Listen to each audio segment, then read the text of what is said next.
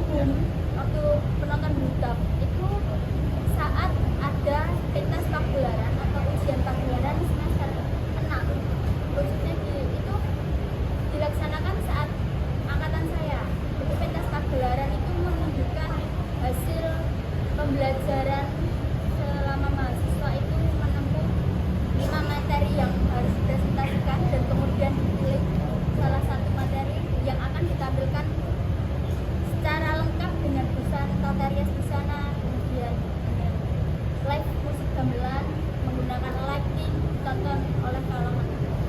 Nah saat itu publikasikannya juga lewat TikTok itu.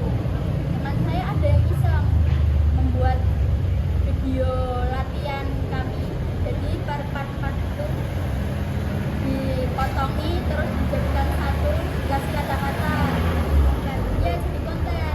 Teman-teman ada pentas kapannya, terus berapa lokasinya di sini. Ternyata FYP, jadi kayak membawa keberkahan tersendiri untuk seni tari. Jadi pada penasaran ini pentas apa ya, kok kayaknya menarik, wah ini kayaknya pentas tradisi. Kemudian gedok tular, pada share gitu, posting ulang dan lain sebagainya. Pada tertarik, komentar-komentar juga yang dilontarkan positif. Terus ada juga yang malah memberikan pengalamannya, wah dulu aku juga pengen sekolah tari tapi tidak dibolehkan, malah banyak yang curhat seperti itu. Dan akhirnya buta sampai sekarang konten tersebut dari iseng itu menjadi rutin. Itu cukup menarik perhatian, menarik minat juga bagi anak-anak muda untuk terjun ke dunia budaya. Betul. Oh iya Mbak, selanjutnya mungkin itu dari tahun ke tahun ya. Dari minatnya sendiri itu berarti ada naik turunnya atau semakin meningkat atau semakin menurun dari peminatnya? Ya, alhamdulillah kebetulan selama ini meningkat terus.